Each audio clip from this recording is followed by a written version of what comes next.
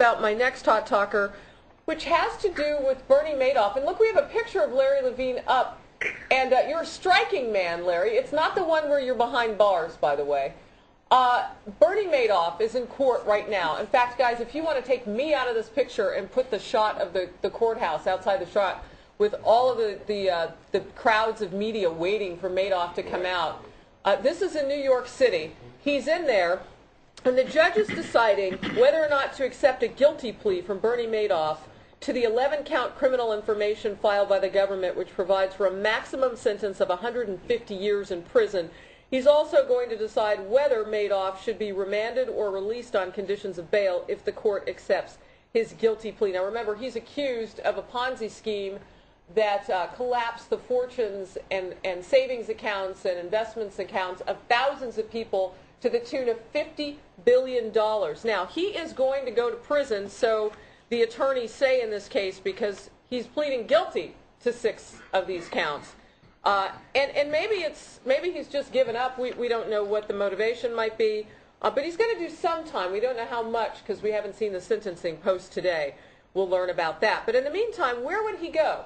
Low, medium security type facility? All right, let's jump into how the prison system is all set up. Okay. You got the minimum security, which is the camps, the supposed club feds, although I don't believe they're club feds anymore.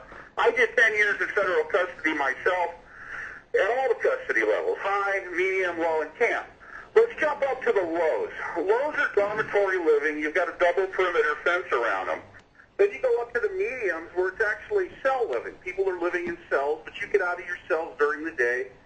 Then there's maximum, which is like the United States Penitentiary. That's high custody. I don't see him going there. So let's start at the bottom end. He's not going to go to a camp. There's not a prayer. The sentence is going to be too long, and somebody with a sentence that long, their points are too high, their custody points. I'm thinking he's going to start out in a medium, and then after however amount of time they had a chance to evaluate him, they will probably move him down to a low. But now Bernie's got other problems he's going to have to deal with because of who he is. You're going to have all the correctional officers that have their money invested in pension funds and such. Yeah. Oh, boy. And all the inmates whose families lost money. They're losing their houses and their jobs. And remember, the families are the ones that are sending money into the inmates. Well, now that money train has dried up. So Bernie's not going to be a real popular person. Well, and normally when white-collar criminals go to prison, with the exception, we talked about a few this morning, but really people don't always know who they are, right? Come on, everybody. Yeah. There's not a person on the inside that's not going to know who Bernie Madoff is. You've got cable TV in there. I mean, you don't have the premium. You don't have HBO, but you've got Fox. I used to watch Fox, okay? Well, you have good taste. CNN, well, we have a captive audience there. Magazine and newspaper. People are going to know Bernie. Believe me. Well, I know people are probably wondering, you did 10 years, Larry. What did you do, just real briefly? Narcotics trafficking, securities fraud, racketeering, obstruction of justice, and machine guns. Whoa! All right, dude. Can we show that prison picture that we have of Larry? It's your card, your prison registration card. Oh, my ID card. Okay. Yeah. So Larry, you really do know what you're talking about here. Now, when you say it's not going to be easy for Bernie Madoff, describe a day for us for Bernie Madoff behind bars.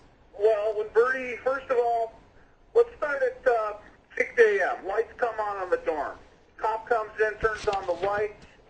People start making a mad dash for the shower. So far, it sounds like a weekend at David Webb's house, but go on. Okay. Bars included. The federal system, let's take it from when I went in 98. There was only 100,000 people in the feds. 10 years later, you got over 200,000 people. Institutions were not designed to accommodate this many people. So you've got a massive amount of people running for a limited amount of showers and sinks to shower and shave, and toilets.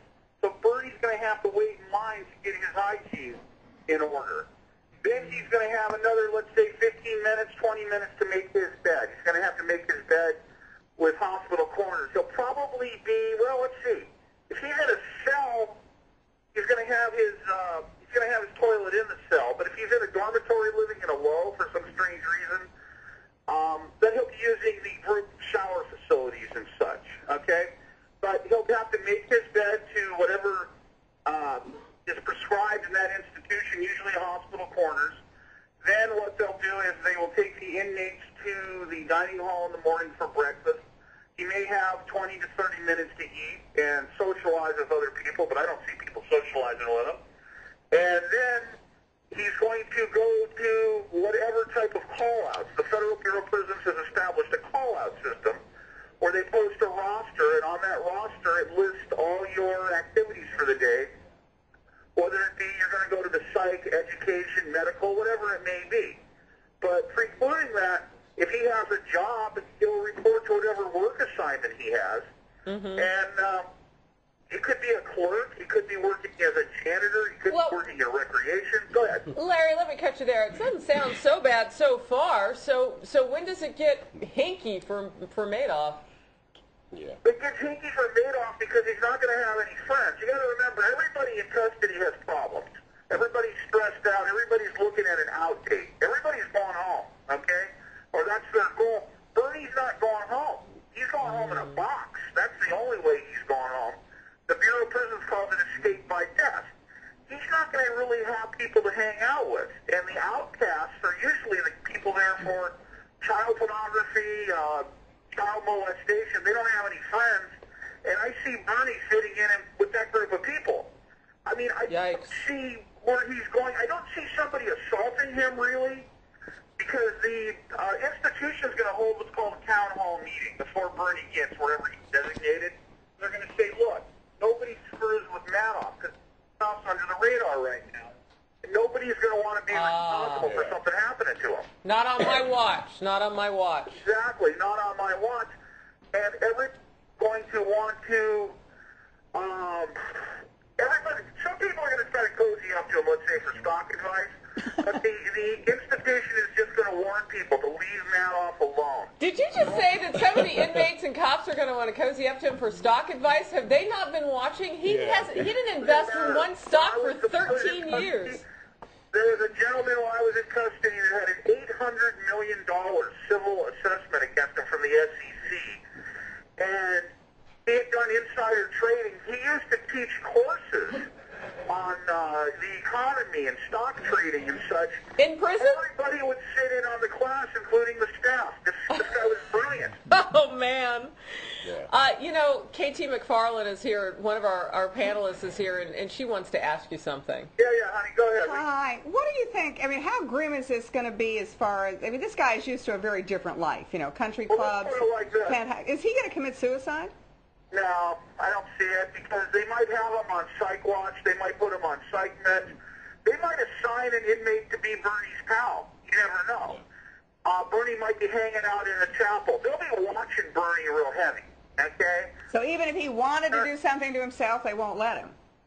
Well, no, they won't. What they'll do is they'll put him in a psych unit, and he'll be, I don't want to call it a rubber room, but let's call it a padded room that has like a glass window. And they'll assign an inmate to suicide watch who will just sit there all day long watching Bernie Madoff through the glass, probably reading magazines. And Bernie's not going to be wearing a uniform. Bernie's going to be wearing like a paper jumpsuit to make sure he can't take, and hang himself or harm himself. A paper jumpsuit. It is going to be a transition for Bernie because there's no more penthouse. The only thing he can hope for is an upper bunk. That's his penthouse. Oh, boy, that is so basic. The most Bernie Madoff can hope for is an upper bunk. Larry Levine, you hit a lot of points today on things that we probably hadn't thought about. I tell you one that's going to stick in my craw: the scramble for the sinks and showers in the morning. Bernie Madoff has a lot of hair. I know he likes to be well coiffed. I can only imagine what that run's going to be like. Is there any sort of, because I don't hear you saying that it'll be dangerous for him because cops are going to be protecting him basically because they don't want anything to happen on their watch. Well, they don't want to lose their jobs. And see, the Bureau of Prisons, they have their mission, supposedly, is to house you in a safe, sane, secure, humane environment and provide you with opportunities so you can re-enter society as a productive, law-abiding citizen. Right, but I remember their mission statement. But the thing is that these cops, they can be sued civilly and personally by the Madoff family if something happens to Bernie for negligence, and nobody is going to want that. You're not talking about some crack dealer from L.A. that got beat up. The whole world is watching Madoff. So who knows? They may stick him in isolation for a year just to figure out what to do with them. I mean, for all I know, Osama bin Laden may have a better popularity rating than Madoff.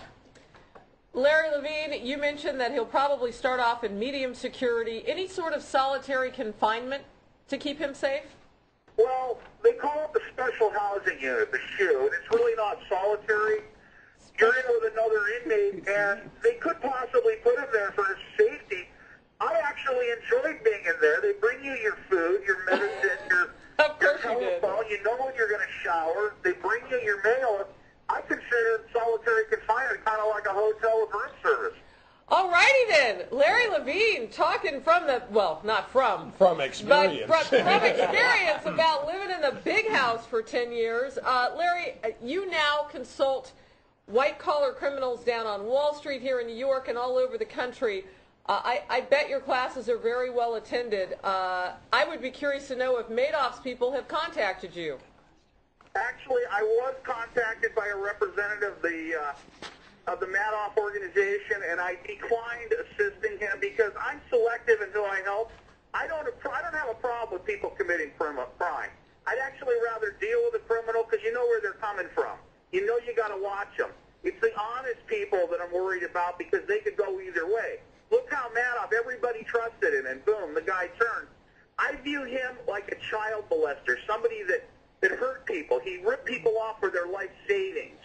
I mean, there's people, retirees in their 80s. I saw some dude's working now at Walmart who should have been retired. I don't need to help people like that, and I won't. Wow. Okay. Larry Levine, white-collar criminal prison consultant, phoning in this morning to the Morning Click. We appreciate you as our guest this morning. Will you be watching today? I'm sure you will. Well, I'm on my way right now to Bloomberg, getting ready for a TV interview there. Matter of fact, I've got 2 TV interviews set up with Fox later this afternoon on some of your other shows. All right. Well, we look forward to seeing you on Fox News Channel, and thanks for getting the plug in for us. Larry Levine, thank you so very much. Take care. Okay. Bye-bye.